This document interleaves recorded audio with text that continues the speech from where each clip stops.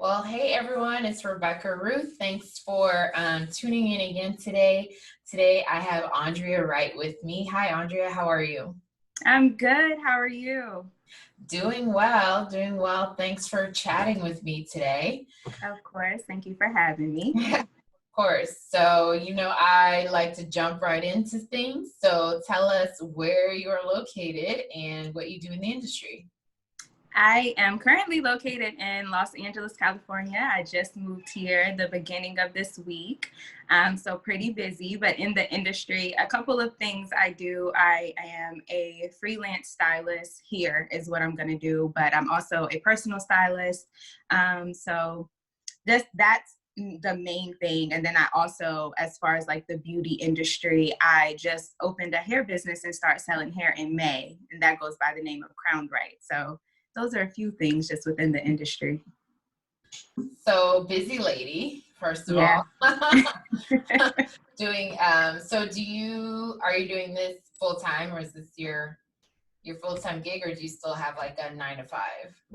No, I actually just transitioned from a 9 to 5 into full-time entrepreneurship at the beginning of September of this year. So very busy right before the move and everything. It was just kind of like, oh, wow. But I knew that with coming to LA, that's what I would be doing is full-time entrepreneurship. So I'm here now, and that's exactly what it is. Just everything is just fashion and beauty at this point. Well, that's pretty amazing. Yeah. So walk us through that, because I know that there are a lot of people in this group who are full-time entrepreneurs. I know some of Yeah. them are still entrepreneurs and doing the 9 to 5. Mhm. So walk us through how you went from 9 to 5 to 100% entrepreneur and added a move to all of that. Yes. So I am a huge believer. So it was literally, I tell everyone this move was a whole God move. I was informed like when I was in prayer and through like a couple prophecies when like 4 years ago at this point that LA was going to be my home. I just didn't know when.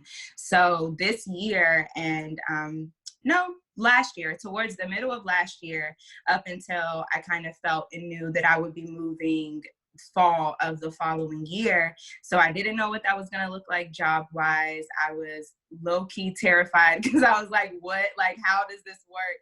But I started up the hair business in May, and I have a best friend who is also a full-time entrepreneur, and he helped me a lot within the transition and the things that I needed to get together.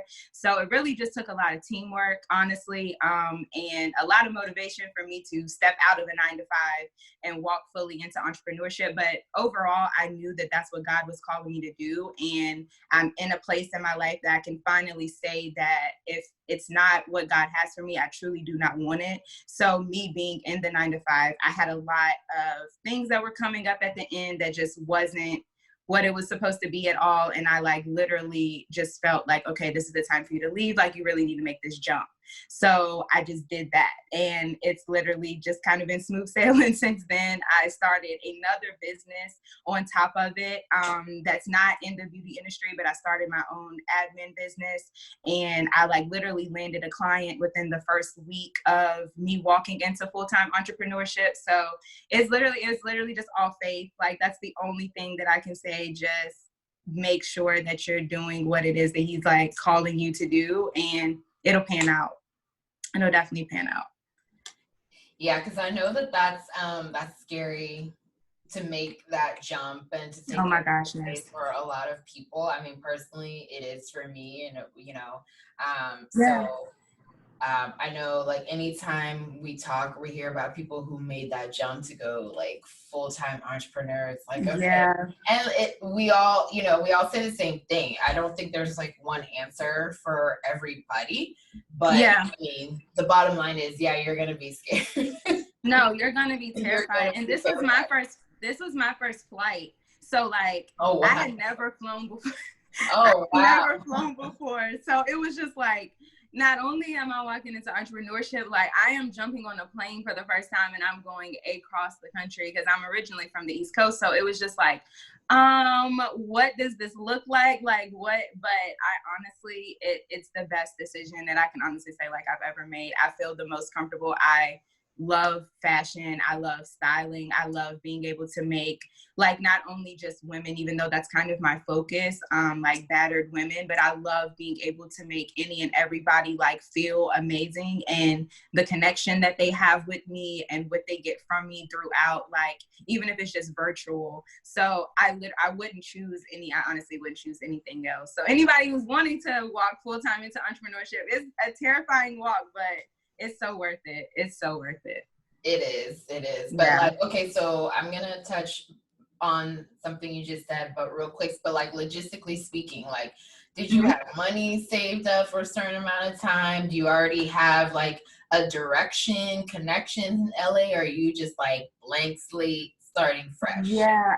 I have family here, but I'm nowhere near them. So I do have people here that I know, but like I'm nowhere in the area. Like I think I'm like an hour to 2 hours away from them. So I am starting fresh, and I did have this plan. Like I started saving money once I knew that I would be transitioning, but because I walked out of the 9 to 5, like I was definitely like using some of that to continue to invest in myself, in my business, like to fund different things. So the amount that I started out with was not the amount that I got here with. So I did start that process though, of saving, and I had like a whole plan together with the 9 to 5. I was like, okay, this is how much that I can afford to set aside each paycheck, and this is what I'll have by the time that I come to move. So I did, yeah, there was a plan in place, but like, as you know, in life, things come up. So I definitely used, some of that before getting here. But yeah, I did have some money saved for sure. Mm-hmm. Okay, because I think that like it's important for people to understand like we're all for like going and making that leap, but also Right. as much as you can, because life is life, but as much as you can, Right. like plan for it, because we're not saying walk away and you have like $5 in the bank. Yeah, you Although have, I have yeah. heard those stories, but they didn't purposely do that. It's just how life worked out for them, but they didn't Yeah. purposely walk away from a 9 to 5 with only $5 in the bank, right? So Right. it's Right. like No, I agree. still, Right. So like I just want to point that out to people. Like be smart. No, absolutely. I do too. I definitely had a plan, but because it wasn't like a move that I necessarily like decided to make, like everything was just literally like taken in prayer. Like, okay, so what do I do with this? Like, how do you want me to get this money set up? How do you want me to do this? Because of course we still have bills, even from transitioning. So, but it was kind of a little easier on my end because of the fact that it's just me. Like I don't have a spouse at this moment. I don't have children at this moment. So it was kind of a little easier because my main concern, I'm able to focus on me and take care of me. But I definitely, having the money saved up is obviously what would make it so much smoother. But at the same time, it's like you said, life happens. And so I'm just like, at this point, it is going to be a huge testimony, because when people find out how much I came out here with and all of that, is like, wait, girl, you did what? And so, yeah, but I had different things to motivate me. Like I honestly kept telling myself, I was like, Aundrea, Taraji P. Henson came to LA with $400 and a child. Mm-hmm. Like, you can make it work, sis. Like you can get it together. So that literally is kind of like in the forefront of my mind on a daily.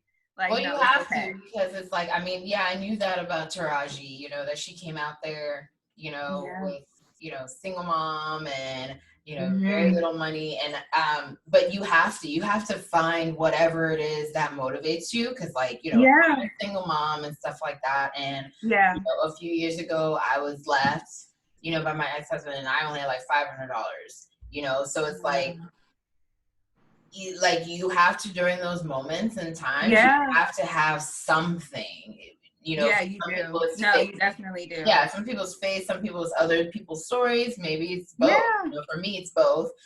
But yeah, Taraji is someone who always comes up to mind for me because I know that about her story, and then of course where she is, and also in a city that is not easy. I mean, the thing is, LA, New York, they're great for fashion, right? They're like the fashion capitals of the United States. However, there's also a lot of people doing it, and it's very competitive in LA and New York, right? So it's like you're in the right place, but at the same time you gotta grind, right? And you do and you have to bring something different to the table. And that's what I say, like, all the time. Like, it's so many people that are in fashion, like you said, because these are the big fashion capitals, but at the end of the day, it's about what you do differently. It's about like I feel personally like your personality, your transparency, not, coming out here where it's more than just, oh, I want to like make you look good. It's more than that to me. It's like an inside out thing. So it's definitely a different dynamic, I feel, than what I typically see when it comes to like the styling industry. It's like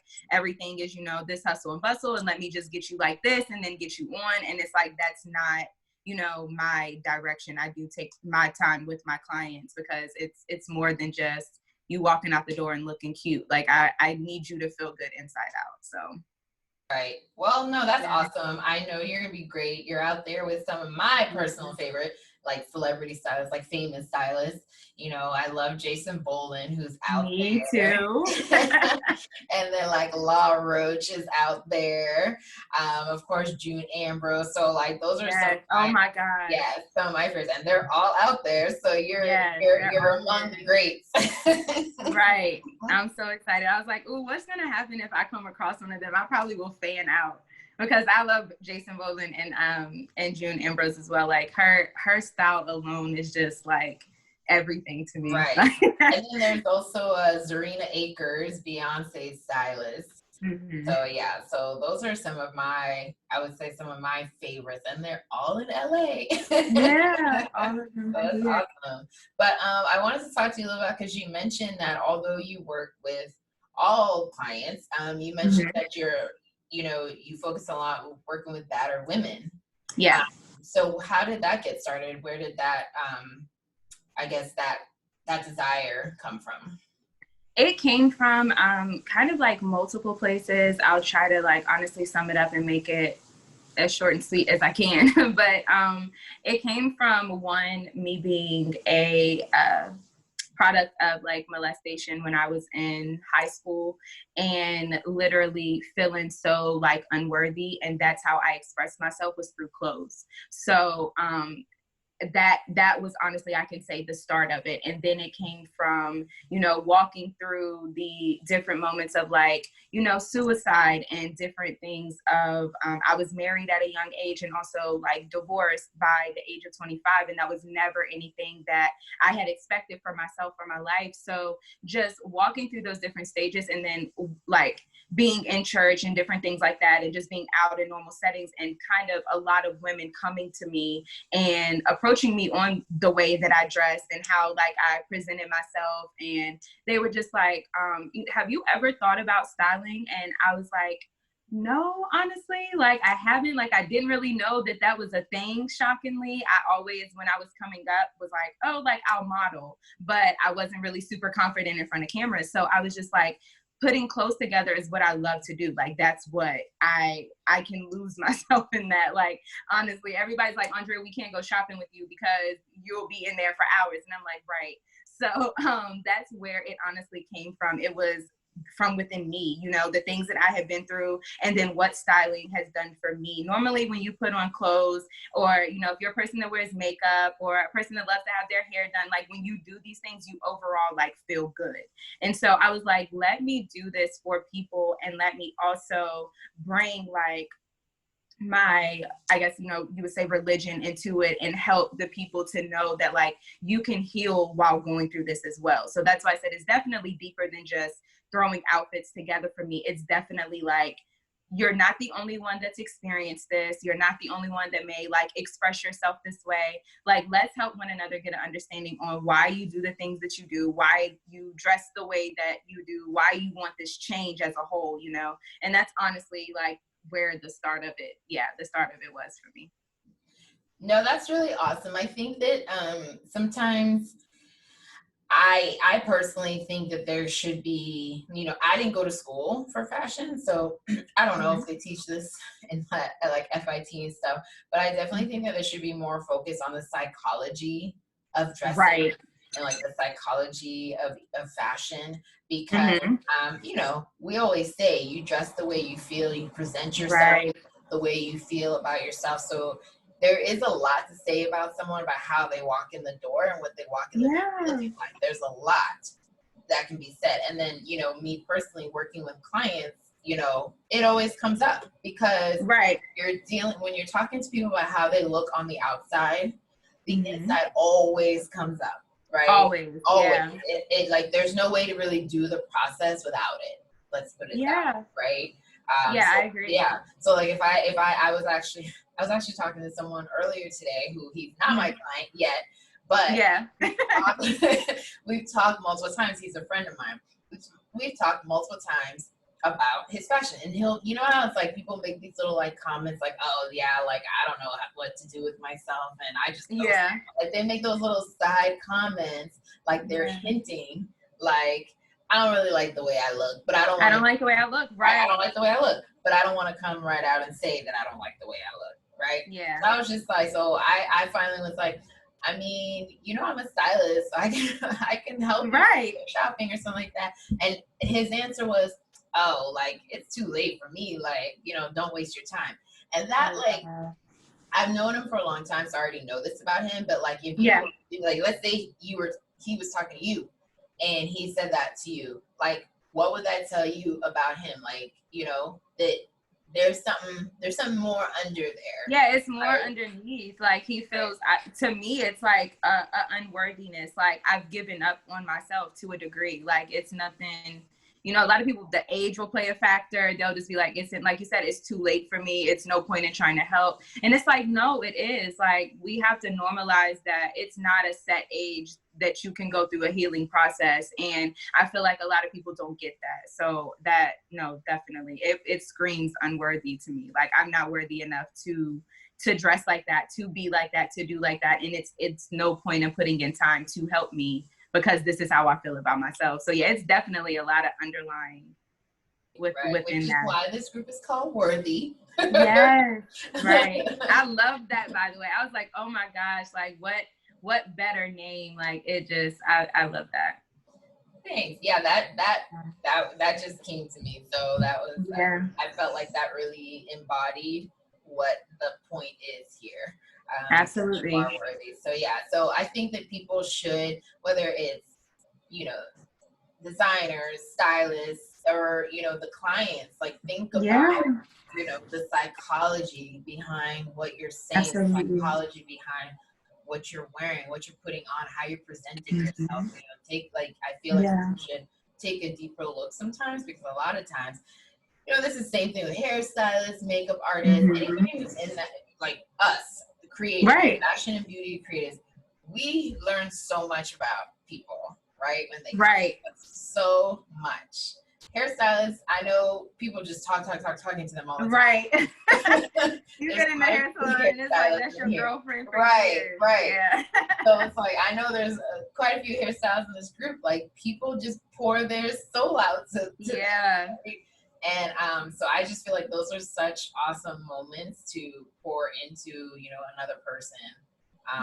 Just kind of show them that love. But I was gonna ask also, I forget my question. It'll come back. So, I mean, as far as you're concerned, I know that you talked about being molested, and then now you're taking that into your business and into this industry. How have you dealt with that? Like, I know you're a woman of faith, so I know that played a huge part in it. But other than that, like, how did you dealing with all of that and turning into something positive to help others? It honestly, I can say it came natural, because like, fashion was something that I was always just so into. So it wasn't really like this long drawn out process. It was just like, I am a person that always wants to help people. And I used to do that even from like a broken state. So of course, once everything, came to, and it was like a whole bunch of healing, it was literally like, okay, I want other people to do this too. Like, I want you to be able to know that it's not just, oh, well, this happened or that happened. And like, kind of, the statement that your friend made, like, it's too late for me. It's not. Like, you can do this at any age. Like, you can go through this process. You can walk through that. Especially what was imperative for me was the people that I had around me. My support system, as far as like my best friends, are phenomenal.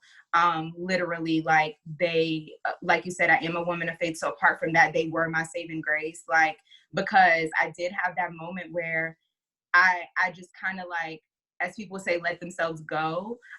So I would go out and I would still, like, when I would go to the stores and stuff, I was that one that like wouldn't go to Walmart without makeup on and like dressed, because I did live in the city. And so it was just like, I got out of that, and people were noticing that. So people who went to school with me or saw me, they were like, what is going on? Like, and they would just like contact me, through social media, like, what happened? Like, you're literally not yourself. And it was just one of those moments that I was like, okay, Aundrea, like, people really are paying attention to what it is that you do. Like, even though you feel like they don't, like, they really are paying attention to what you do. So I was like, let me get myself together. Let me start dressing again. But most importantly, like, let me not just throw on clothes to make myself feel good. Let me truly feel good.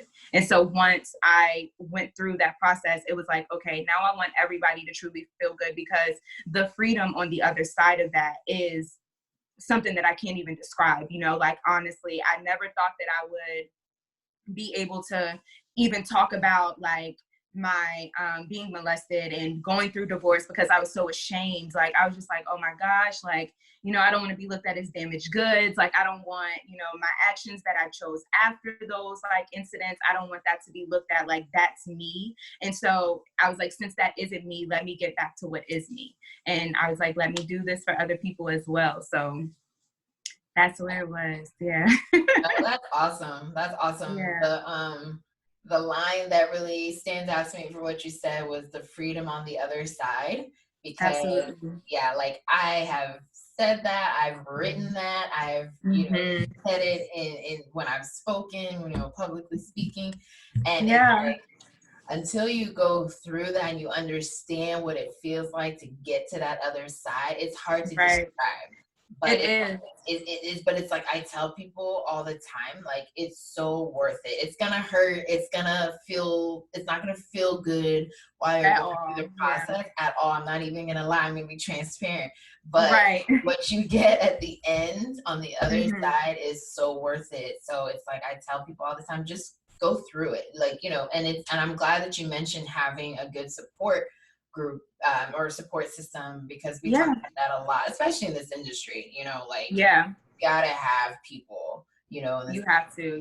It's tough. It's a tough industry. Like, we all love it, obviously, because we're all here. Right. But it's a really tough industry. So I stress all the time having that support group. So thank you for sharing. That was really great.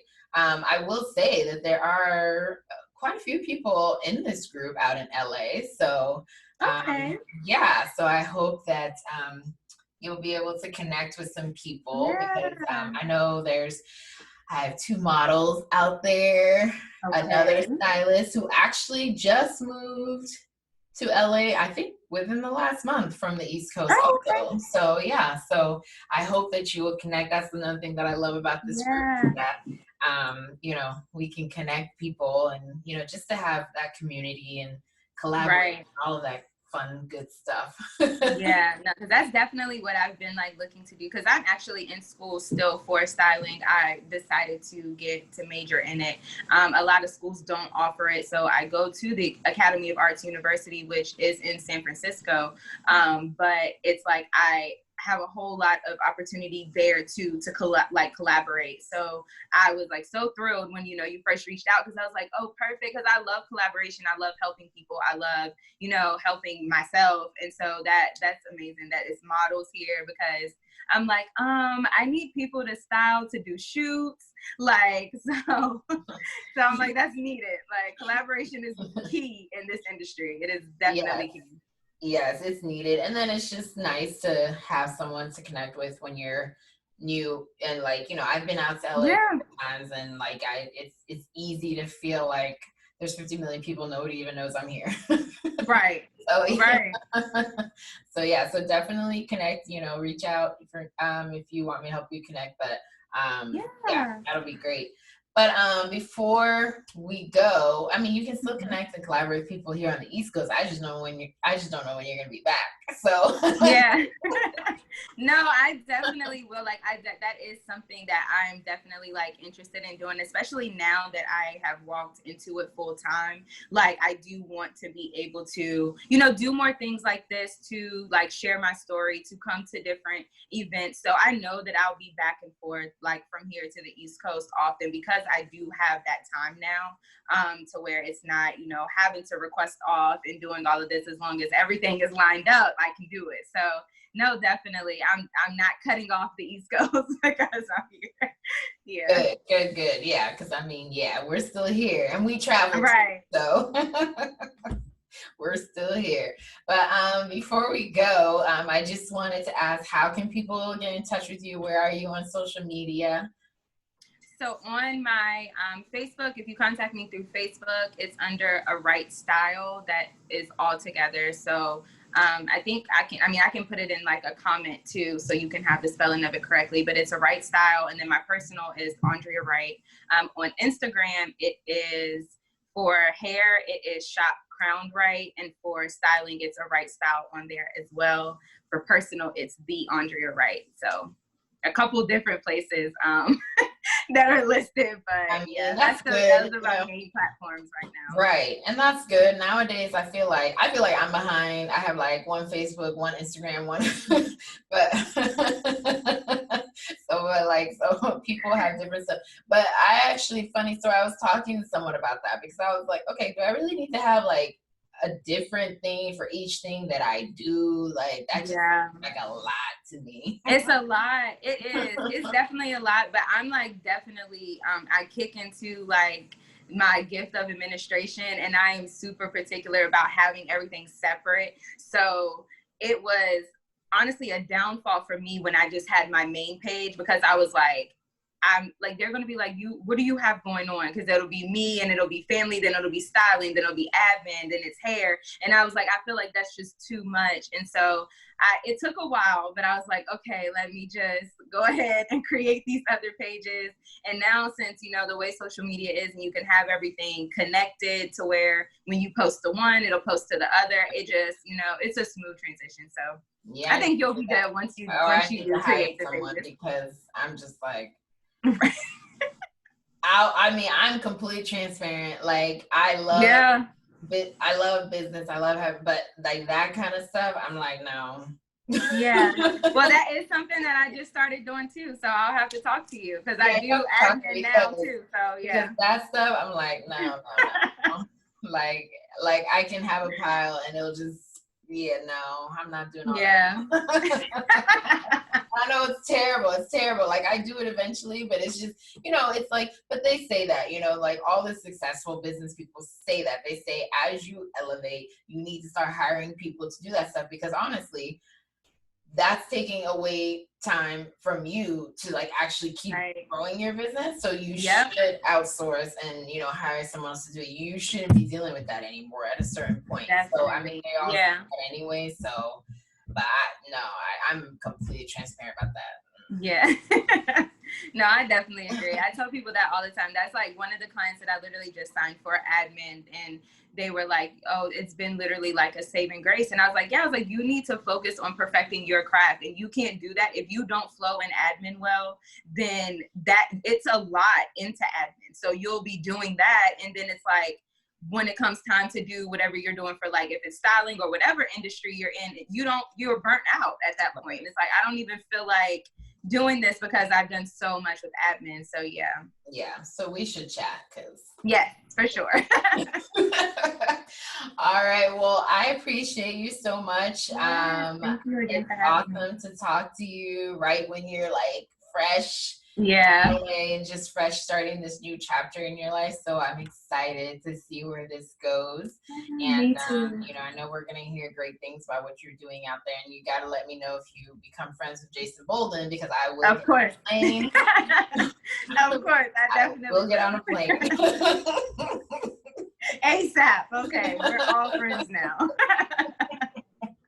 I will. So I appreciate you so much. Yeah, I think that's all I had. I was gonna say something like really eloquent, but I'm like, no, I think that's it. I just appreciate you. Thank you. Yeah, thank you. Thank you so much again for having me. You're welcome. And I will talk to you soon. Alrighty. All right. Bye.